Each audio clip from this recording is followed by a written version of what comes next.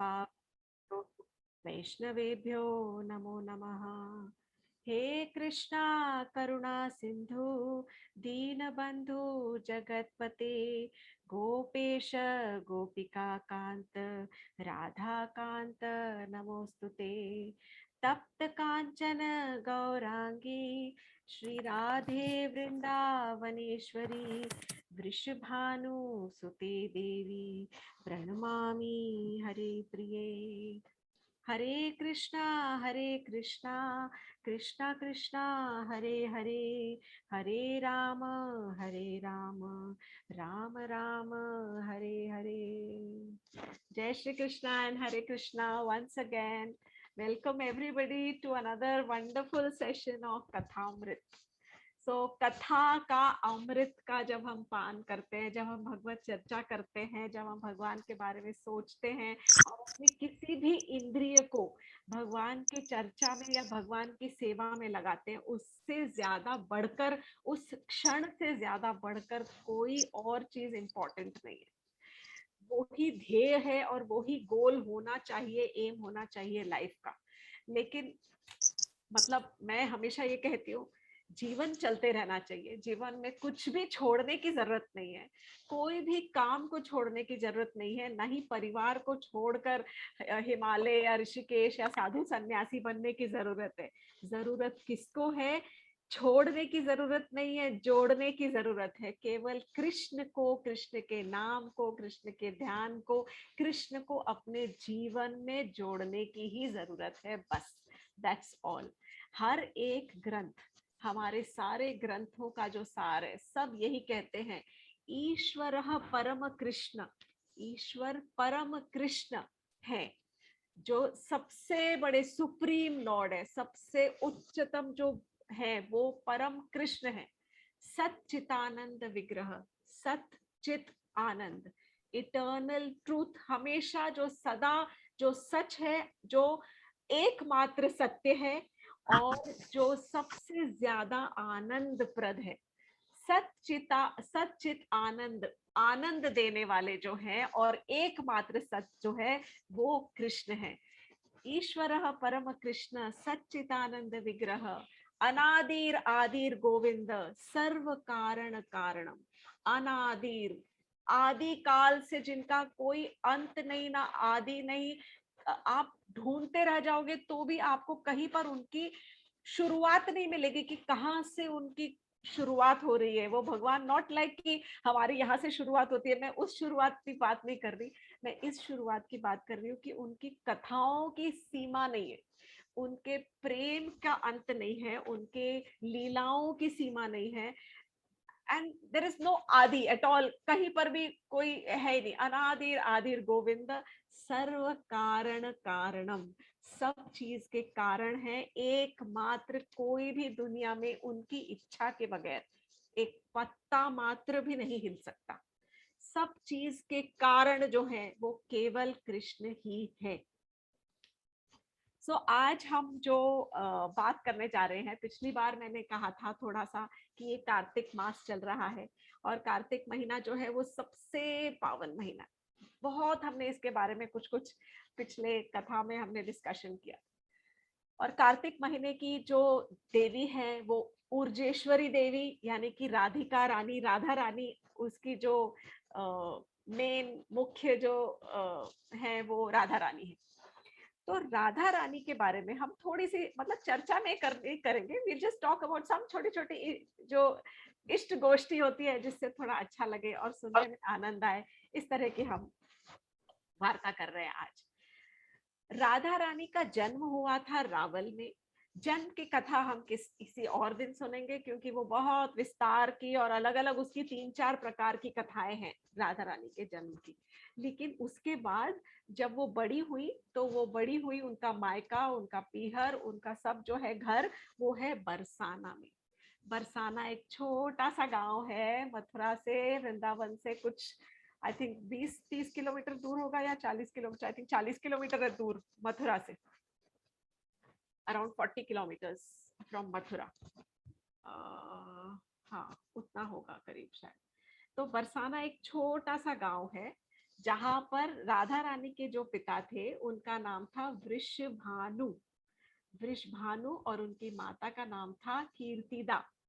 कीर्तिदा देवी और वृषभानु की वो बेटी थी। उनके और एक भाई थे जिनका नाम था श्रीदामा, और एक बहन थी जिनका नाम था अनंग मंजरी। बड़े भाई थे श्रीदामा, जो कि कृष्ण के बहुत अच्छे सखा थे।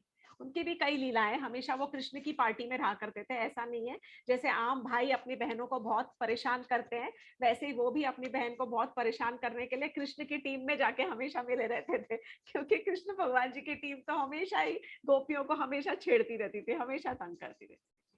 तो बरसाना जो है, बरसाना में एक बहुत ही सुंदर पर्वत है जिसका नाम है ब्रह्माचल। ब्रह्मा जी के नाम से पर्वत है। अचल ब्रह्मा जी, ब्रह्मा अचल, ब्रह्मा जहां पर ब्रह्मा जी अचल है, बैठे हुए हैं, ब्रह्माचल के नाम से ये एक पर्वत है। इस पर्वत के ऊपर राधा रानी का अपना महल है, जो कि भानु महल के नाम से जाना जाता है। भानु महल, भानु, वृषभानु उनके पिता, और पिता के नाम से महल भानु महल, और भानु महल के अंदर उनकी लाडली जी जो है वो विराजमान है।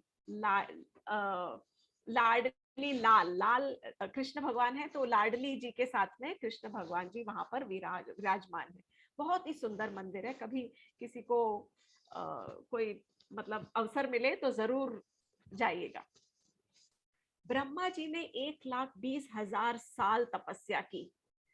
ये तपस्या इसलिए की क्योंकि वे कृष्ण भगवान जी की, वो राधा रानी के चरणों की धूल पाना चाहते थे। राधा रानी के चरणों की धूल पाना चाहते थे। बात अब ये है कि हमने पिछली एक दो कथाओं में कृष्ण भगवान जी के चरण धूली के बारे में हमने कथा सुनी थी कि कृष्ण भगवान जी की चरण धूली तो बड़े बड़े संतों को भी नहीं मिलती। बड़े बड़े आप देवी देवताओं को तो भूल ही जाओ, क्यों? क्योंकि गोलोक वृंदावन में तो चरण धूल है ही नहीं। चरण धूल है कहाँ? ब्रिज भूमि में है। ब्रिज भूमि में ही, जहां पर वो नंगे पैर घूमे, नहीं तो और कहीं कृष्ण भगवान जी नंगे पैर नहीं चलते। वो परम भगवान है, सच्चिदानंद विग्रह है, परम कृष्ण। और कृष्ण भगवान जी किसके चरण धूली धूली के लिए लालायित रहते हैं? वो राधा रानी की चरण धूली के लिए लालायित रहते हैं। इसके बारे में छोटी छोटी कथा आएगी, जैसे मैं आपको बताऊंगी। तो जो ब्रह्माचल पर्वत है उसके 4 मुख हैं। जैसे ब्रह्मा जी के 4 फेसेस है, 4 मुंह होते हैं ब्रह्मा जी के। अक्षता पता है ना? ब्रह्मा जी के 4 मुंह है। 1 1 2 3 एंड 4, आगे पीछे राइट लेफ्ट, 4 मुंह है ब्रह्मा जी के, चारों तरफ वो देख सकते हैं। तो जो पर्वत है ब्रह्मा जी का, ब्रह्माचल, उसके भी 4 मुख हैं। एक है भानगढ़, जिसके ऊपर भानु महल है। दूसरा है दानगढ़, जिसके ऊपर दान मंदिर का मंदिर की प्रतिमा, दान मंदिर स्थित है।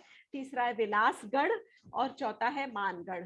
भानगढ़, दानगढ़, विलासगढ़ और मानगढ़। भानगढ़ के ऊपर भानु महल है जहां पर राधा रानी का मंदिर है। दूसरा हुआ दानगढ़, जहां पर दान लीला हुई थी, उसकी भी कहानी अभी हम कहेंगे। और वो वहां पर बहुत सुंदर ऐसा मंदिर है दानगढ़ में, जहां पर कृष्ण भगवान जी को राधा रानी का श्रृंगार किया गया है और राधा रानी को कृष्ण भगवान जी का श्रृंगार किया है। बाकायदा कृष्ण भगवान जी को नथ पहनाई है, चूड़ियां पहनाई है, और उनको चुनरी पहनाई है, और राधा रानी को बांसुरी दी है और मोरपंख है, और कृष्ण भगवान जी को मंगलसूत्र भी पहनाया गया है उस मंदिर में। ये दानगढ़ के अंदर जो मंदिर है उसकी बहुत सुंदर स्टोरी है। तीसरा जो गढ़ है वो है विलासगढ़। विलासगढ़ इज नॉट क्लाइंबेबल, उस पर कोई चढ़ नहीं पाता, वो थोड़ा बहुत कठिन है, तो कोई नहीं जा पाता। वहां पर उनकी सब विलास की लीलाएं हुई थी, जहां पर उन्होंने मतलब जो स्विंग पास टाइम्स है, झूले की लीला है, और इस तरह से घूमने की, जो विहरते थे आपस में कुंजों में, उस तरह की लीला है, तो वहां पर कोई जा नहीं पाता। और चौथी एक जो जगह है वो है मानगढ़, जहां पर एक और मंदिर है जहां पर राधा रानी ने मान की लीला की। अब कथा ऐसी आती है कि एक बार राधा रानी तैयार होके कृष्ण भगवान जी से मिलने आई। Okay, 1 minute before I start, Radha Rani की कोई भी कथा सुनने से पहले एक चीज मैं सबको बताना चाहती हूँ, थोड़ा सावधान होने के लिए। इन कथाओं को और इन लीलाओं को सुनने के लिए एकदम ह्यूमिलिटी और फुल सरेंडर, मतलब पूर्ण शरणागति का भाव अपने मन में रखिए। अपनी चेतना को एकदम नम्र बनाइए, क्योंकि ये नॉर्मल कथाएं नहीं है। दिस इज नॉट कि कोई एक बॉयफ्रेंड गर्लफ्रेंड कोई बैठा है कहीं पर समुद्र के किनारे या पार्क में घूमने जा रहा है, ये उस तरह की कथाएं नहीं है। ये परम कृष्ण की कथाएं हैं। अपने हृदय को एकदम, do not misunderstand them, otherwise these इसका परिणाम उल्टा और गलत भी हो सकता है। तो इस सबसे पहले अपने हृदय को शुद्ध मन से सुनिए, पूरे सरेंडर से, पूरे क्या बोलते हैं, आत्मनिवेदन, और एकदम चरणों में उनके रख के अपने हृदय को और इसको इन कथाओं को ग्रहण कीजिएगा। तो ऐसा होता है कि हम कृष्ण और राधा की कथा को समझने से बहुत दूर बैठे हुए हैं अभी तो, क्योंकि भक्ति को शुरू करने से पहले, भक्ति के कोई भी एक छोटे से बीज को शुरू करने से पहले हमारे अंदर एक श्रद्धा भाव होना जरूरी है। श्रद्धा कैसे आती है? आज हमारी मदर माँ हमें जब बोलती है बेटा, हमें उससे पूछने की जरूरत नहीं होती। वी डोंट, एक मिनट, हमें किसी से पूछने की जरूरत नहीं होती अपनी मम्मी से कि mummy who is my father, हमारे पिताजी कौन है। We take it for granted. हम इस बात के ऊपर फेथ, पूरी श्रद्धा रखते हैं कि हाँ, जो हमारे घर में है यही हमारे पिता है, ये हमारी माता है। माता ने तो जन्म दिया तो माता तो झूठ नहीं बोलेगी, लेकिन माता की बात पे हमें हमेशा विश्वास होता ही है कि हाँ, यही हमारे पिता है। तो कहीं ना कहीं हर एक चीज एक श्रद्धा के बिंदु से शुरू होती है। तो भक्ति के लिए सबसे पहले श्रद्धा होना, फेथ होना बहुत ज्यादा जरूरी है। और श्रद्धा के साथ साथ क्या होना चाहिए? साधु संग, मतलब अच्छे लोगों का सत्संग। साधुओं का मतलब वो नहीं होता जो जटाधारी हो, जो भस्म लगा के घूमे, या तिलकधारी हो, नहीं।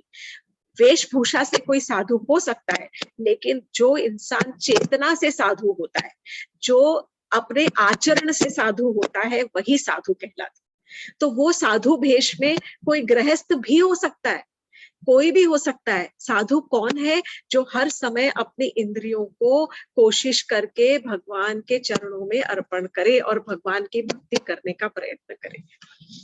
तो सबसे पहला था दृढ़ विश्वास, उसके साथ है साधु संग। साधु संग करने से हमारे मन के अनर्थों की निवृत्ति हो जाती, अनर्थों का नाश हो जाता है।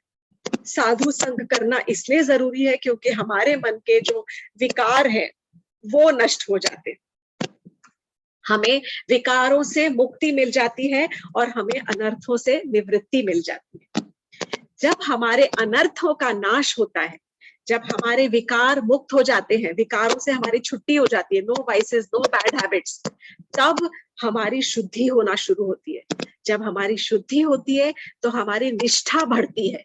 निष्ठा माने हमारा डिटर्मिनेशन और हमारा विश्वास भगवान के प्रति बढ़ने लग जाता है कि हाँ, ये सच है। क्योंकि हम साधुओं को देखते हैं, उनके जीवन को देखते हैं, उनके मुख से भगवान के बारे में सुनते हैं, तो हमारे जब हमारे जो अनर्थ खत्म हो जाते हैं, तब हमारी निष्ठा बढ़ जाती। निष्ठा बढ़ने से हमारे मन में रुचि उत्पन्न होती है, taste, we develop a good taste for भक्ति।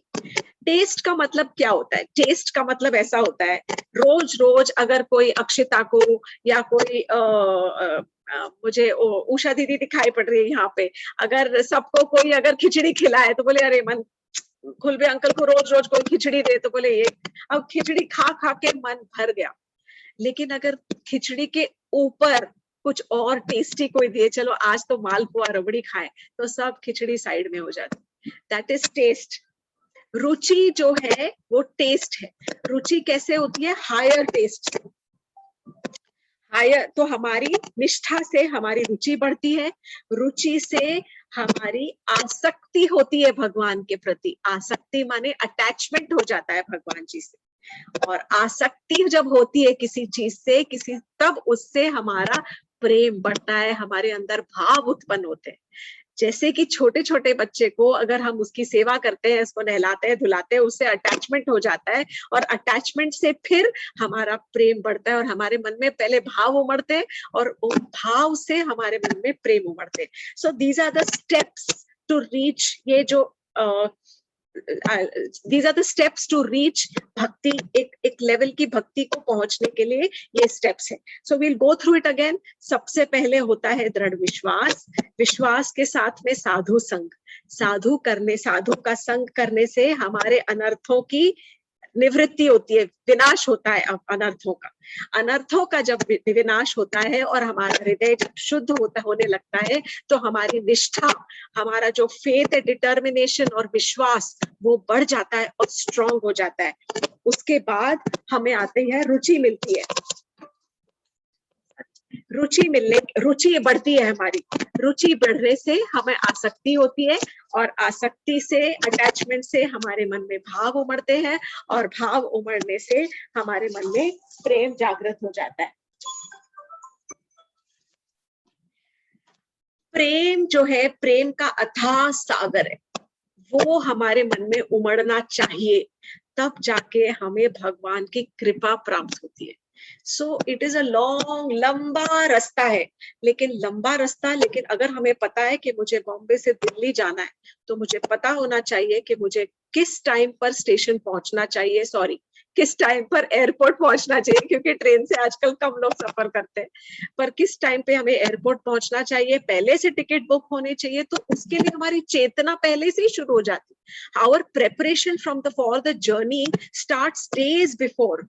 उस राह को, उस जर्नी को कवर अप करने के लिए पहले से हमें तैयारी करनी पड़ती है, और इसी तरह से भगवान की भक्ति को प्राप्त करने के लिए पहले से ही तैयारी करनी पड़ती है, भले वो बचपन से ही क्यों ना हो, भले वो माँ के गर्भ संस्कार से ही क्यों ना भक्ति वो प्रेपरेशन शुरू करना पड़े, वो बहुत जरूरी है। तो पहले शुरू से ही तैयारी ऐसे होती है कि पहले मानसिक होती है, this is the aim of life, उसके लिए पहला कदम ये, फिर टिकट बुक करनी है, उसके बाद हमें एयरपोर्ट पहुंचना है टाइम पर, एयरपोर्ट पर सर्च होगा, बैग लगेज चेक इन होगा, फिर हमारी फ्लाइट पहुंचती है, और फिर जाकर उसके लिए भी हमें पायलट पर पूरा भरोसा होना चाहिए कि ये जो पायलट है हमें सही दिशा में लेके जाना चाहिए, और वो पायलट है हमारे गुरु। आप इच्छा रखोगे तो भगवान आपको वो गुरु के भी पास, आपको गुरु के भी दर्शन कराएंगे। First is the planning and the desire. सबसे पहले वो इच्छा आनी चाहिए कि हाँ, मेरे में ये इच्छा है कि मुझे दिल्ली पहुंचना है, या मुझे लखनऊ जाना है, या मुझे अहमदाबाद जाना है, या मुझे कहीं पूना जाना है, जहां पर भी जाना है। प्रेम का जो सागर है, प्रेम के लेवल सबके अलग अलग है। तो कृष्ण भगवान जी का जो प्रेम का सागर है, उसके अंदर सबसे पहले माने सबसे लोएस्ट इस नीचे, मतलब अलग अलग स्तर हैं प्रेम के। तो मैं उसको 1 2 3 तो नहीं बोलूंगी, बट हाँ, जो निम्न स्तर पे आते हैं, वो आते हैं वृक्ष। जो वृक्ष हैं, वो भगवान को किस लेवल से प्रेम करते हैं, वो कम है, बिकॉज उनकी चेतना कम है। वृक्ष आते हैं, पंछी आते हैं, भूमि देवी आती है, वृक्ष, पंछी, भूमि देवी, फिर गैया आती है। गैया के बाद में आते हैं उनके सखा के बाद आते हैं कृष्ण भगवान जी के माता पिता और उनके जो वयस्क हैं। मतलब अब अगर उनके माता पिता हैं नंद बाबा, तो उनके उपनंद, महानंद, जो उनके चाचा ताऊ हैं, वो उस वक्त आते हैं। और उसके सबसे ऊपर स्तर पर आता है माधुर्य रस का प्रेम, वो है जिसका एक अलग स्तर आता है। उस माधुर्य रस में अलग अलग तरह की, जैसे गोपियां हैं, सखी है, सहचरी गोपियां हैं, किंकरियां हैं, सखी है, परमेष्टि सखी है, अष्ट सखियां हैं, और सबसे ऊपर जो है वो राधा रानी। तो जब मैंने अब जो लेवल बताया, सबसे हाईएस्ट जो लेवल है, सबसे उच्च स्तर का जो प्रेम है, वो राधा रानी का प्रेम है कृष्ण के लिए। राधा रानी का प्रेम जो कृष्ण के लिए है, कृष्ण का उनके लिए प्रेम सब और भी ज्यादा अधिक है। कृष्ण भगवान जी का जो प्रेम है, ब्रिज भूमि में साधु सन्यासी सब लोग ब्रिज में लोटपोट करते हैं अपने अंग पर ब्रज की रज को लगाने के लिए, ये सोच करके इस ब्रज में कृष्ण भगवान जी के चरण पड़े। और कृष्ण क्या करते हैं? कृष्ण बरसाना में जाकर लोटपोट होते हैं, क्योंकि वहां पर राधा रानी के चरण पड़े। कृष्ण ब्रज भूमि में अपने शरीर पर, अपने माथे पर बरसाना की रज लगा के घूमते, क्योंकि उनके मन में जो इतना हृदय का प्रेम है। किस लिए है? वो राधा रानी को उन्होंने ही अपने हृदय से प्रकट किया है। वो उनकी आह्लादिनी शक्ति है, उनको आह्लाद देने वाली, उनको प्रेम देने वाली, उनको खुश करने वाली जो शक्ति है, आह्लादिनी शक्ति, परम आनंद देने वाली जो शक्ति है, उसका नाम है राधा। तो अब मैं एक छोटी सी ये कहानी सुनाने जा रही हूँ आपको कि एक बार की बात है, जब हम यहाँ पे आए हैं, एक बहुत जयदेव गोस्वामी करके एक बहुत महान गोस्वामी संत हुए। आई थिंक 8वीं शताब्दी की बात है। ये Bengal east India, Bengal side के एक जयदेव गोस्वामी करके, जिनका गोपी गीत बहुत ही ज्यादा सुंदर है, इन्होंने लिखा। तो जयदेव गोस्वामी जो थे वो लिख रहे थे गोपी गीत। बूढ़े थे, बड़ी उम्र के थे, उनकी पत्नी थी जिनका नाम है पद्मावती। और ऐसा नहीं है कि वो अपने मन से लिख रहे थे, उनको कृष्ण की, भगवान की स्पेशल मर्सी थी, स्पेशल कृपा थी कि उनके सामने लीला चलती थी। उनको मेरे पास एक्चुअली वर्ड्स नहीं आ रहे, he could एक्चुअली, जैसे सूरदास के बारे में हमने सुनते हैं, सूरदास को दिखता नहीं था, लेकिन उनको सारी महसूस होती थी। उनकी जो एक होती है निगाह, एक है दृष्टि, उनके दृष्टांक के अंदर सारे जो है लीलाएं वो सब चलती रहती थी, और वो बहुत इजीली वो सब कथाओं के बारे में बोल सकते थे। सूरदास का तो ये भी सुना है कि एक बार सूरदास वृंदावन में दर्शन करने गए, वहां बैठे हुए थे, और हर समय दर्शन के पट खुलने से पहले ही सूरदास के पद शुरू हो जाते थे जो दर्शन के विवरण करते हुए। तो वहां के पुजारी को एक बार लगा ये जरूर नाटक कर रहा है, ढोंग कर रहा है, ये अंधा नहीं, ये हो नहीं सकता, इसे कैसे पता। तो उस दिन वो पुजारी जी ने कहा कि सूरदास बाबा आज तो दर्शन नहीं खुलेगा। तो बोले क्यों? अब आपको तो पता है ना, आपको तो सब दिखता है, तो आप ही बताइए कैसे दर्शन है।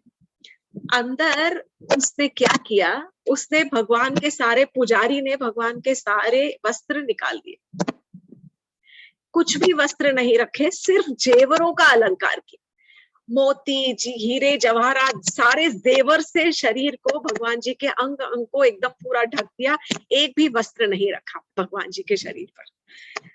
तो सूरदास ने कहा, मतलब पुजारी कह रहे हैं कि आप पहले इनका विवरण बताओ, तब मैं पट खोलूंगा दर्शन।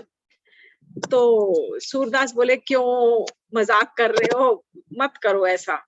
तो बोले नहीं नहीं, कह दो क्या कहना चाहते हो। तब सूरदास ने पद लिखा है, मुझे वो पद पूरा नहीं पता है, शायद अगर मम्मी को कुछ याद होगा तो। सूरदास कहते हैं, आज देखा हूं प्रभु नंगम नंगा, आज मैंने प्रभु को, याद है पुष्पांजलि में ऐसा एक पद है कुछ पूरा, कि आज मैंने देखा प्रभु को नंगम नंगा। हाँ आज, हाँ हमारी देखिए आज नंगम नंगा ये है। तो ये जो है प्रभु ने जो कहा, मतलब सूरदास ने, उनके आंखों के आगे दृष्टांत चलते थे। इसी तरह से जयदेव गोस्वामी के भी आंखों के आगे ऐसे लीला चलती रहती थी। उनके, मतलब जैसे बोलते हैं ना, मस्तक पटल के ऊपर ऐसे लीला चल रही है, और वो तुरंत उस लीला को वो पद रूप में लिखते जा रहे, काव्य के रूप में लिखते जा रहे। एक जगह पर वो लीला ऐसे आई कि राधा रानी रूठी हुई है और कृष्ण भगवान जी उनकी मनव्वल कर रहे, मना रहे हैं उनको, राधा रानी मान करके बैठी। और कृष्ण भगवान जी मना रहे हैं और वो इधर जाके ऐसे रूठ के बैठ गई, नहीं नहीं बात करूंगी, जाओ। तो कृष्ण भगवान जी ने अपना मुकुट उतारा और मुकुट उतार कर राधा रानी के चरणों में रख दिया। मोर पंख उतारा, मोर पंख के साथ में आप मुकुट समझो या उनकी पगड़ी समझो, पगड़ी उतार के उन्होंने राधा रानी के चरणों में रख दी। राधा रानी फिर भी नहीं मानी। जब नहीं माने, ये सीन चल रहा है जयदेव गोस्वामी के मस्तक में और वो उसको काव्य में लिख रहे हैं। और उसके बाद सडनली चौंक गए जयदेव गोस्वामी जब उनके मस्तक पर ये दृश्य आया कि राधा रानी तो मानी नहीं और कृष्ण भगवान जी ने अपने चरण टिका दिए राधा रानी के चरणों में। उनकी दोनों जो गोल्डन सुनहरे कोमल चरण है, उनके चरणों पर अपने मस्तक टिका दिया। तो जयदेव गोस्वामी एकदम ऐसे चौंक गए और उन्होंने लिखना छोड़ दिया, क्योंकि उन्हें से लिखा ही नहीं गया। उनके मन में ये ऐसा लगने लगा कि ये तो मैं लिख नहीं सकता कि मेरे प्रभु ने किसी के आगे मस्तक टेके हो। कृष्ण भगवान जी ने, कृष्ण भगवान ने किसी और के चरणों में मस्तक टेक सकते, ये तो कभी मैं विश्वास नहीं कर सकता। और उन्होंने वहीं पे रखा और उन्होंने अपनी पत्नी से कहा, पद्मावती मेरा जरा माथा भारी हो रहा है, मैं जरा जाके वहां गंगा जी में एक डुबकी लगा के आ रहा हूं, फिर लिखूंगा। बोले ठीक है। जैसे ही जयदेव गोस्वामी बाहर गए, तुरंत गए और नंगे पांव उसे, मतलब जैसे पैर उलट के पांव वापस, उल्टे पांव वापस आ गए घर के अंदर। आए और बोले, पद्मावती जरा जल्दी से मेरा खाना लगा दे। बोले आप जल्दी आ गए? बोले हाँ, फट जल्दी से मेरा खाना लगा, भूख लग रही है बहुत तेज से। तो पद्मावती ने जो खाना बनाया था उनको खाना परोसा और जयदेव गोस्वामी ने खा। बोले कि तू जब तक, बोले 2-5 मिनट लगेंगे, जरा गर्म करके परोस रही हूँ जब तक। तो बोले ठीक है, खाना लगाओ, मेरा कुछ, मैं अंदर जरा थोड़ा काम करके आता हूँ। जब तक वो खाना परोस रही थी वो अंदर गए जयदेव गोस्वामी।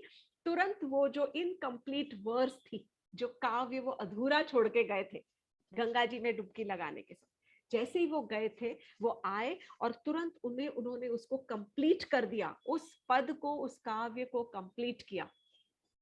यही कह के कि कृष्ण भगवान जी ने राधा रानी के चरणों में अपने सर को, अपने मस्तक को नवाया और उनके चरणों की धूल अपने माथे पर ले ली। और ये लिख के और फिर पद्मावती ने कहा कि खाना लग गया, आ जाइए। तो जयदेव गोस्वामी आए और उन्होंने खाना खाया और बोले बड़ा स्वादिष्ट बनाया आज खाना, जरा 2 मिनट में बाहर टहल के आता हूँ, और चले गए। अब जयदेव गोस्वामी गए और फिर से जयदेव गोस्वामी वापस आ गए। अब ये जो टाइम था, मतलब जब उन्होंने खाना गर्म किया, परोसा, उन्होंने काव्य अपना पूरा किया, फिर खाना खाया, प्रेम से खिलाया, और उसके बाद जब गए उसमें तो थोड़ा समय लगा होगा। उसके इतनी देर में जयदेव गोस्वामी फिर से वापस आते हैं और बोलते हैं, पद्मावती बहुत जोर से भूख लगी है, खाना लगा दे। तो पद्मावती बोले, आपको हो क्या गया है? अभी तो खाना खा के गए थे आप बाहर टहलने। तो बोले, मैं तो बोल के गया था ना कि मैं तो गंगा जी में डुबकी लगाने जा रहा हूँ, मेरा तो माथा इतना भारी हो रहा था, समझ नहीं आ रहा था कि मैं क्या। बोले नहीं नहीं, अभी तो आप गए।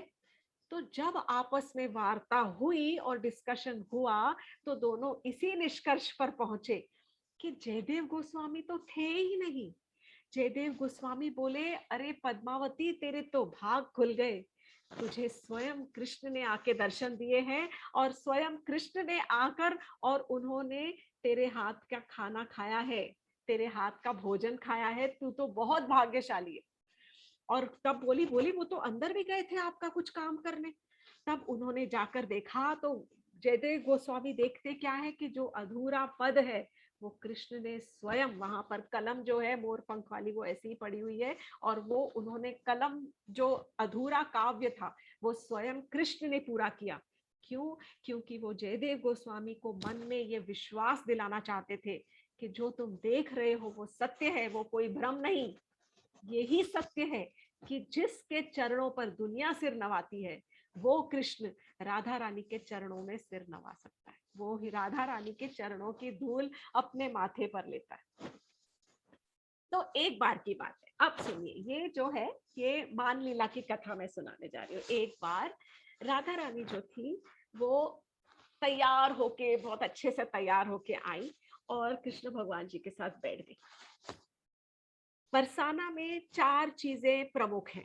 एक है खोर, पूरे ब्रज भूमि में, एक्चुअली जो पूरी ब्रज भूमि है वहां पर 4, खोर, खिरक, गिरी और गहवर, खासकर बरसाना और नंदगांव ये जो एरिया है।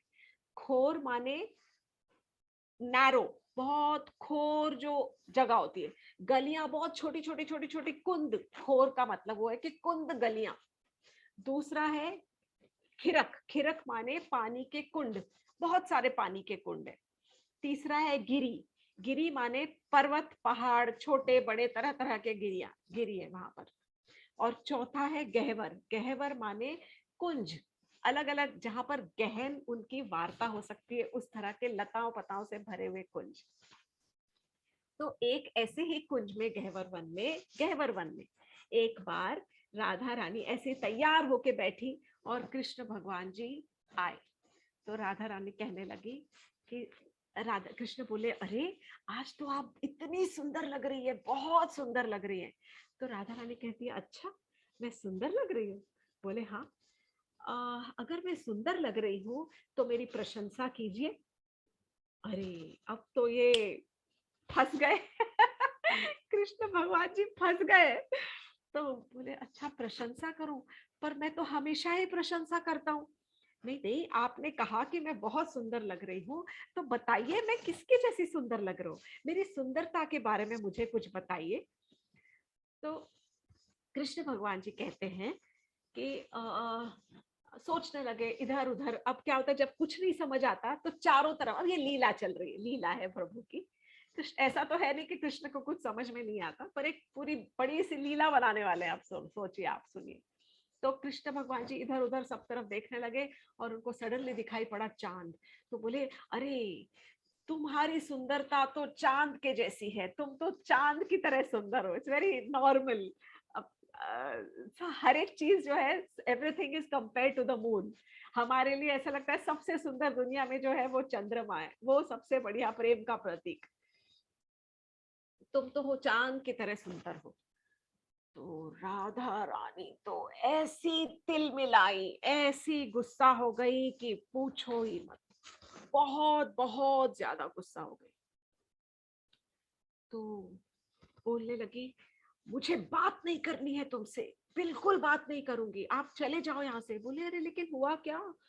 तो बोली, आप मेरी तुलना चांद से कर रहे हैं, आपको जरा नहीं आई, चांद जैसी चीज से मेरी तुलना कर दी आपने। बोले, क्या हुआ ये बताओ तो, चांद में क्या तकलीफ है? तो बोली, चांद में मैं बताती हूँ क्या क्या तकलीफ है। सबसे पहले तो चांद में दाग है। मेरे चेहरे पर कहीं दाग नजर आता है आपको? नहीं, तो आप चांद से मेरी तुलना नहीं कर सकते। नंबर 2, चांद घटता है और बढ़ता है ना? 15 दिन चांद घटता है और 15 दिन चांद बढ़ता है। तो बोले, मैं तो ना घटती हूँ और ना बढ़ती हूँ, मेरी सुंदरता तो हमेशा एक सरीखी। नंबर 3, जो चांद है उसमें ग्रहण भी लगता है, मेरी सुंदरता में कभी भी ग्रहण लगता है? जरा एक मिनट, 1 मिनट।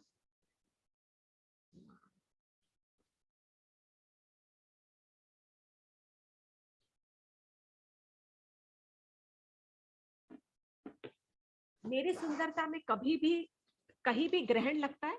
तो पहला उन्होंने क्या बताया, चांद में दाग है, मुझ में कोई दाग नहीं। दूसरा, चांद घटता है और बढ़ता है, मेरा रूप कभी, सौंदर्य कभी घटता बढ़ता नहीं। तीसरा, चांद में ग्रहण लगता है और मुझ में कभी ग्रहण नहीं लगता। और चौथा, चांद के तो इतने सारे यार, इश्क कभी एक तारे के साथ में चलता है, कभी किसी सितारे के साथ, कभी चांदनी के साथ, कभी पूछो मत, ताराओं की कितनी ताराएं हैं तारांगना के अंदर, तारांगन में। और मैं तो हमेशा एक निष्ठ हूँ, मैंने हमेशा सिर्फ केवल आपसे ही प्रेम किया है, मेरी प्रेम और मेरा भक्ति, मेरा सब कुछ केवल आप ही है। आपने ये सोचा भी कैसे कि आप मेरी तुलना उस चांद से करेंगे? मुझे आपसे बात नहीं करनी। क्या करते हैं अक्षिता, ऐसे कट्टी कट्टी हो गई, कट्टी। राधा रानी बोली, अब मुझे बात ही नहीं करनी। और राधा रानी गहवर वन से उठकर और चलने लगी। चलती जा रही है, चलती जा रही है। कृष्ण भगवान जी बहुत दुखी हुए, बहुत दुखी। कृष्ण राधा रानी की एक प्रिय सखी है जिनका नाम है ललिता सखी, जो राधा रानी की कजन सिस्टर है, उनके ताऊ जी की बेटी, उनके मतलब चचेरी बहन समझ लो, उनके बड़े ताऊ जी की थोड़ी सी बड़ी है, कुछ दिनों बड़ी है, पर बड़ी बहन है। और वो कृष्ण भगवान जी की बहुत अच्छी फ्रेंड है, तो दोनों की कॉमन फ्रेंड है। तो कृष्ण भगवान जी ने ललिता सखी से कहा, ललिता सखी ये क्या हो गया, मैंने तो सोचा नहीं था ऐसा होगा, अब प्लीज प्लीज जाओ, जाके राधा रानी को प्लीज मना के लाओ। अब ललिता सखी भाग रही है पीछे पीछे, अरे राधा रुक जा, अरे रुक जा, नहीं बात मत करो मुझसे, जाके कह दो उससे, ये कोई तरीका है, इस तरह से कोई बात करता है क्या, पूरा मूड खराब कर दिया मेरा, तो शाम बिगाड़ दी, इवनिंग इज स्पॉइल्ड। और राधा रानी चलती जा रही है, और ललिता सखी वापस आई और कृष्ण को बोली, देखो तुमने गड़बड़ की है, ये नहीं हो रहा। कृष्ण भगवान जी बोल रहे, प्लीज प्लीज प्लीज कुछ तो करा दो यार, सुलह करा दो, देखो तुम्हारे अलावा कोई नहीं है हमारा, तुम ही करवा सकती हो, जाओ जरा प्लीज हमारी ओर से माफी मांग दो। ललिता सखी फिर भाग गई, अब तक राधा रानी थोड़ा और आगे निकल गई थी। ललिता सखी पीछे पीछे भागती भागती जा रही है, और भागते भागते, अरे राधा रुक जाना, क्या हुआ, तो हो जाती है गलती कभी कभी, लेकिन उसका इंटेंशन बुरा नहीं था, उसने सच्चे मन से अब किया, पर his intention was not bad at all, है ना, अच्छे विचारों से उसने ये सब कहा है। तू बड़ी आई है, तेरे को क्या मीठा है, कुछ वहां से ब्राइब मिलने वाली है क्या, एक्स्ट्रा कुछ वो पैसे खिला के भेज रहे क्या तुमको, जो मेरे पीछे पीछे आ रही हो मुझको मनाने के लिए, जाओ वापस। वो ललिता सखी उधर जाती, और फिर कृष्ण भगवान जी फिर राधा के पास भेजते, राधा फिर उसको ललिता को भगा देती, फिर ललिता को सखी को कृष्ण फिर से राधा रानी को मनाने के लिए भेजते। ऐसे करते करते राधा रानी चढ़ती गई, जो मानगढ़ पहाड़ है उसके ऊपर चढ़ती जा रही है, चढ़ती जा रही है, चढ़ती जा रही है। ललिता सखी ऊपर जाए, नीचे उतरे, कृष्ण के पास आए, नीचे जाए, वापस ऊपर जाए, फिर ललिता सखी, आवत जावत हार गई मैं, अब तो ना जाऊं मैं, अब नहीं जाऊंगी, अपनी मुसीबत खुद संभालो, और मैं चली। कृष्ण बोले, नहीं नहीं नहीं ललिता, मुझे ऐसे मत छोड़ के जाओ प्लीज, तेरे अलावा कौन कराएगा सुलह। बोले क्या करूं, वो सुनती नहीं, तो बोले एक बार चलो मैं तुम्हारे साथ, तुमको लेके चलती हूँ। वो कृष्ण भगवान जी को लेके पहाड़ के ऊपर, जहां पर राधा रानी जाकर ऐसे, जैसे अब कई कोप भवन में जाके बैठी थी ना, वैसे राधा रानी अपने वहां पर मानगढ़ के ऊपर जाकर, और जाके ऐसे बैठ गई। वहां भवन था, भवन में ऐसे एक तरफ को मुंह करके और बैठ गई। तो बोली, राधा देखो, तो नहीं देखना, वो ऐसे करे फिर वो ऐसे टर्न कर जाए, उस तक जहां जहां वो मोड़ने की कोशिश करे, देखो तो पुलिस को बोल दे, मुझसे कोई बात करने की जरूरत नहीं, मुझे बिल्कुल बात नहीं करना है, मुझे मिलना भी नहीं। तो ललिता सखी बोली, अब तो ये बहुत गुस्से में। तो उन्होंने, ललिता सखी ने कृष्ण भगवान जी के कान में कुछ खुसफुसाया, कुछ तो उनकी कहानी आपस में बनी, और फिर दोनों चली गई, दोनों चले गए, कृष्ण भगवान जी भी चले गए, और ललिता सखी भी वहां से चली गई, और राधा रानी अकेली बैठी है, मान में बैठी।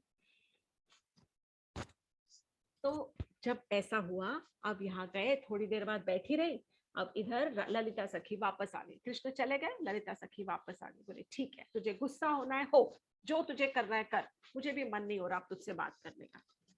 थोड़ी देर के बाद जब वहां बैठी थी, तो वहां झरोखे के बाहर दूसरी पहाड़ी पर, थोड़ा मतलब थोड़ी सी दूर की पहाड़ी पर, छोटी एक पहाड़ी के ऊपर, उन्होंने देखा कि, बोली ललिता सखी बोली, अरे राधा देख तो जरा, वहां पर देख कितना सुंदर एक मोर नाच रहा है। तो राधा रानी को बोली, मुझे नहीं देखना। बोली, अरे जा मत देख, नहीं देखना तुझे, कौन मैं किसी और को दिखा रही हूँ, मैं तो मोर दिखा रही हूँ कि तेरा थोड़ा मन बहले, जो जाना था वो तो चला गया ना, उससे तेरी दुश्मनी है, अब नजारा देखने से क्या दुश्मनी है। तो ऐसे राधा रानी बैठे बैठे ऐसे आंख की साइड से, कोने से देखने लग गई, और देखते देखते देखते देखते थोड़ा अच्छा लगने लग गया, मोर सुंदर अपना ऐसे खिला के अपने पंख, और ऐसे ऐसे नाच रहा था, बहुत सुंदर सुंदर नाच रहा था।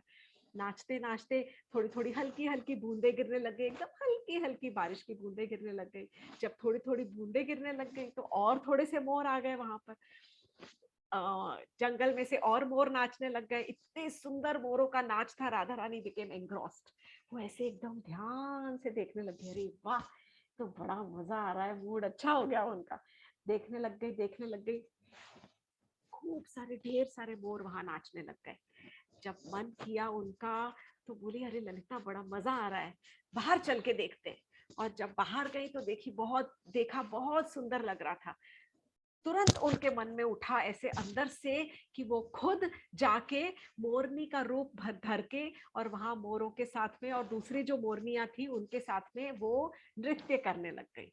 नृत्य करते करते काफी देर हुई, तो जब लास्ट का एक आचार्यों की एक मोरकुटी में इस तरह की एक पेंटिंग बनी हुई है और कई मंदिरों में भी आपने देखी होगी, तब डांस करते करते उनको सडनली जैसे उनका छुआ बदन मोरनी का मोर के साथ में, तो उनको एहसास हुआ, अरे ये तो कोई नॉर्मल मोर नहीं है, ये तो मेरे कृष्ण हैं जो मुझे रिझाने के लिए और मेरा मन बहलाने के लिए इन्होंने मोर का स्वरूप लिया है और मोर का रूप लेकर वो इतनी देर से यहाँ नृत्य कर रहे हैं। तब तक उनका गुस्सा एकदम पूरा पिघल चुका था, क्योंकि वो नृत्य करने से जो उनके मन में इतना आनंद उपजा था उसकी कोई सीमा नहीं। तो एक उन्होंने ये पोज है कि राधा रानी ऐसे करके डांस कर रही है ऐसे, और कृष्ण भगवान जी ऐसे, और दोनों का जो फूलों का जो मोर का जो वो है मतलब फैला मोर पंख जो है इस तरह से पूरे फैले हुए, एक ऐसे और एक ऐसे।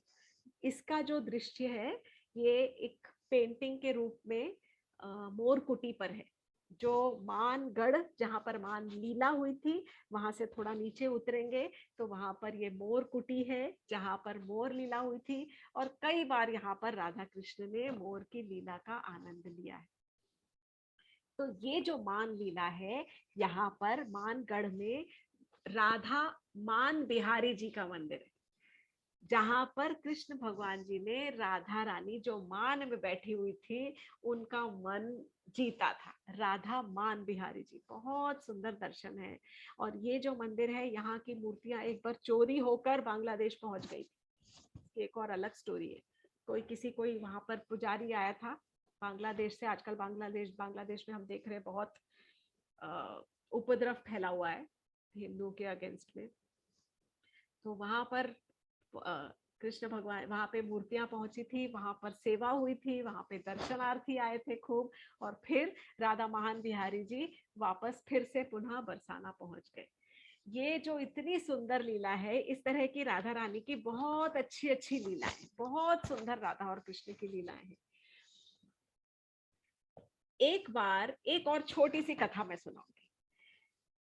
जो मैं खोर की बात कर रही थी, जहां पर छोटी छोटी नैरो सड़कें, छोटी छोटी गलियां हैं कुंज बरसाना में, तो क्या होता है जहां पर ये चार पहाड़ियां मिलती हैं, जो दानगढ़ और मानगढ़ जैसे, अगर पहाड़ के चार मुख हैं, पहाड़ी के ऊपर ही, नीचे से नहीं है, ऊपर से ऐसे ऐसे जैसे चार मुख होते हैं, तो जहां पर वो मिलती है वहां पर एक पतली सी गली निर्माण हो जाती है, बहुत पतली सांकरी गली, एकदम नैरो सांकरी खोर कहा जाता है, और जहां पर एक समय में एक ही व्यक्ति चल सकता है। कई बार जा चुकी हूँ इस जगह पर, बहुत मुश्किल है चलना उस जगह पर, पत्थरीली जगह है, फिसलन है वहां पर, और पत्थर के बीच में पैर में चुभते भी है वहां पर, लेकिन एक जगह पर एक ही बंदा बैलेंस करके चल के क्रॉस करके जा सकता है। अब कृष्ण जो भगवान थे ना, वो बहुत नटखट थे, ये कथा पसंद आएगी, बहुत नटखट थे। उन्होंने समझ लिया कि देखो ये जो जगह है, यहीं से सारी गोपियां अपना दूध दही मक्खन लेकर मथुरा की ओर जाती हैं, वहां पर कंस को बेचने के लिए। कोई दूध लेके जा रहा है, कोई मक्खन लेके जा रहा है, कोई दही लेके जा रहा है, अपनी मटकी ऐसे उठाती थी, कोई सर पे उठाती थी और लेके एक एक एक एक करके निकलती थी। वहां पर कृष्ण जाके बांसुरी को अपने ऐसे कटी में दबा देते थे कमर, और कस के वहां पे बैठ जाते थे। जो भी गोपी आती थी, बोले ना जाने दूंगो तेरे को, ना जाने दूंगो, पहले कर दे, यहाँ से जाने का टैक्स देना पड़ेगा, ये रास्ता तो मेरे बाप का है। कृष्ण भगवान जी बोलते थे ये रास्ता तो मेरा है, मैं नहीं जाने दूंगा। यहाँ पे बस एक तरफ पैर फैला दिए, लकड़ी अटका दी, और किसी को नहीं जाने दूंगा जब तक आप टैक्स नहीं भरोगे। तो गोपियां अकड़ में, ये क्या बात हुई भला, ये जगह कब से तुम्हारी हो गई, ये तो बरसाना है, ये तो हमारे लाडली जी के पिताजी का है। तो बोले नहीं नहीं, ये सब मेरा ही है। बोले जाओ जाओ, काय के आप हमारे राजा है और ये हमारी प्रिंसेस है, राजकुमारी, आप कहाँ से टैक्स लोगे, आपको हमको टैक्स देना पड़ेगा। इस बात पर हमेशा जिरह और बहस होती थी। कृष्ण भगवान जी के फ्रेंड्स होते थे, मधुमंगल, ऐसे बहुत सारे उनके स्निग्ध गो, बहुत सारे फ्रेंड्स थे उनके। तो वो सब जो थे सब कृष्ण के साथ में अटक जाते थे और बोलते थे नहीं जाने देंगे, आप पहले यहाँ पे टैक्स दो। और ललिता सखी जो थी वो अड़ जाती थी, सवाल मजाल है, कोई गोपी टैक्स नहीं देगी, कुछ नहीं, हटो यहाँ से। तो बोले नहीं नहीं, जो भी एक एक जेवर तुमने पहना हुआ है ना, उसका भी टैक्स देना पड़ेगा तुमको यहाँ पर। बस ऐसे ही बोली, जबरदस्ती, बोलते हैं ना, क्या बोलते हैं, दादागिरी। हमारे यहाँ बॉम्बे में दादागिरी बोलते हैं इसको, दादागिरी करते थे। जैसे ये बात हो रही है, गोपियां और ग्वाले आपस में जिरह कर रहे हैं, आग्रह कर रहे हैं, तो देखते के साथ ही कृष्ण भगवान जी ने उठाई लाठी और उठा के राधा रानी की मटकी फोड़ दी। और राधा रानी घबरा गई, क्योंकि वो तो बेचारी बहुत कोमल, नरम, एकदम कोमल मन की है, और she was not prepared. Suddenly उनके ऊपर ऐसे मटकी का पहाड़ सर पे हुआ और सारा दूध दही जो भी उनके दही था वो बह गया। मटकी फोड़ दी तो एकदम वो डर के मारे और वहां से भागने को हुई। ये जो हुआ, रोज का कार्यक्रम होने लग गया। एवरी डे रोज गोपियां आती थी, कभी किसी की मटकी फोड़ रहे, कभी किसी की मटकी फोड़ रहे। एक बार सब गोपियों ने मिलके डिसाइड किया, अब हो गया बहुत, अब हम नहीं करने देंगे इनको। ये सोचते हैं ये बहुत है, हम इनके डबल करके दिखाएंगे इनको, हम इनको छोड़ेंगे नहीं। सब लोगों ने आपस में सलाह मशवरा किया और एक प्लान बनाया। अगले दिन जब वो मटकी अपनी लेके जा रही है, मटक के और सब तैयार होके वहां से, तो कृष्ण भगवान जी ने रोक दिया। बोले अरे रोकने की जरूरत नहीं है, आज तो हम एकदम स्पेशल खास मक्खन लाई है, सारा का सारा आप लोगों के लिए लाई है, हम कहीं नहीं लेके जा रही। तो बोले अच्छा, सारे के सारे ग्वाल बड़े खुश, अच्छा सारा का सारा मक्खन हमारे लिए और दही भी हमारे लिए। बोले हाँ, सारा मक्खन तुम्हारे लिए। बोले ऐसा क्या? बोले बस आज मन में आया है कि बहुत बढ़िया, सबसे बेस्ट जो मक्खन है ना, सिंधा सब निकला और सारा दही सब आज हम तुम ग्वालों को ही खिलाएंगे और कृष्ण तुम्हें तो खास खिलाएंगे। तो कृष्ण बोले अच्छा अच्छा ठीक है, खिलाओ खिलाओ, दो दो दो दो दो। तो बोले नहीं नहीं, ऐसे कैसे दे दे, इतना खास स्पेशल मक्खन है, हाथ में लोगे तो हाथ में तो गिर जाएगा, और कितना ही आएगा, तुम्हारे तो हाथ ही इतने छोटे छोटे से हाथ, इतना सा देंगे तो तुम्हारे हाथ चाटते चाटते पूरा दिन मक्खन ही खाते रहोगे, हमारी इतनी बड़ी मटकी भरी हुई। ऐसा करो, जाके द्रोण ले आओ, द्रोण होते हैं ना, दोने, द्रोण ले आओ और दोने में भर के देंगे ना तो खूब पेट भर के बड़े बड़े दोनों में खाते रहे। सारे ग्वाल वाल बोले अच्छा, कहीं भाग तो ना जाओगी ना गोपी, हम द्रोण लेने जा रहे हैं। बोले नहीं नहीं, आज कहीं ना जाएंगे, आज तुम्हारे लिए तो लाए हैं सब ये हम तो दही और मक्खन, कहीं ना जाएंगे, तुम चिंता मत करो, विश्वास रखो हम पर। वहां पर एक दोहनी कुंड है, एक कुंड है जहाँ, जिसका नाम है दोहनी कुंड। उस जगह पर जो वृषभानु की जो गैया होती थी उनको दुहा जाता, उन गैयों को दोहते थे, तो जो भी थोड़ा बहुत जो बहता था दूध और जो बचता था, मतलब गैया को दूध बहते वक्त भी कई सारा दूध बाहर बिखरता है, हमेशा सबका सब वो भगोने में या बाल्टी में या जिस पे भी बर्तन में निकालो सब उसमें नहीं गिरता, तो उसका वहां पर दोहा जाता था। उस दोहनी कुंड के जो एरिया में बहुत सारे कदम्ब के वृक्ष, कदम्ब के वृक्ष के पत्ते काफी बड़े बड़े होते हैं। उस समय उन वृक्षों के जो पत्ते थे, उन्होंने अपने आप को एक द्रोण का रूप दे रखा था।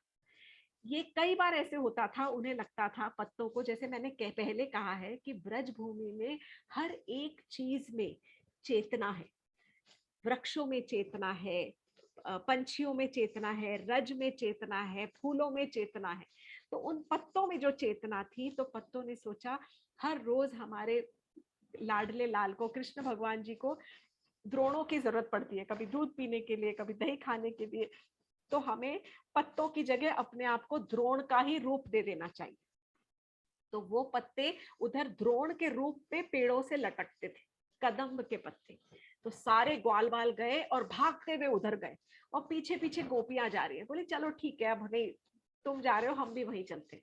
गए और जैसे वो ग्वाल थे ना, गोप, वो पेड़ पे चढ़ने लगे तो चढ़ते चढ़ते क्या होता है, जब चढ़ रहे हैं वो जो बच्चे हैं छोटे छोटे, और उनकी होती थी शिखाएं, यहाँ से जो शिखा लटकती थी ऐसे लंबी लंबी ऐसी शिखा लटक रही है। आप इमेजिन करो, बच्चे पेड़ के ऊपर चढ़ रहे हैं, ऐसे थोड़े से टेढ़े मेढ़े होके चढ़ रहे हैं और ऐसे उनकी शिखा लटक रही है। तो गोपियों ने क्या किया, सब गोपियों ने मिलके एक एक ग्वाल की शिखा जो थी वो नीचे कोई शाख से बांध दी।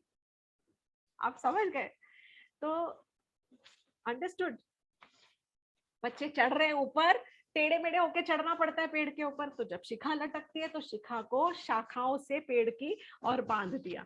अब जब बांध दिया तो बच्चों को तो थोड़ा इतना समझ में नहीं आया ऐसे बांधते वक्त, पर जब तोड़ के उतरने लगे तो रियलाइज किया अरे ये क्या हुआ। ग्वाल वालों को तो आदत है कि जब भी कोई विपदा में फंसे तो सबसे पहले किसका याद करते हैं, वो किसको याद करते हैं, कृष्ण भगवान जी को। अरे हे कान्हा क्या हो गया, अरे मेरी तो शिखा बाल खींच रहे हैं, मेरी शिखा कोई बांध गया।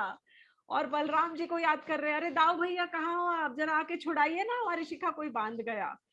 और यहाँ पर कृष्ण भगवान जी खुद फंसे हुए हैं। कृष्ण बोल रहे अरे श्री दामा मुझे जरा छुड़ा दे, मधुमंगल कहाँ है, मुझे जरा छुड़ा दे।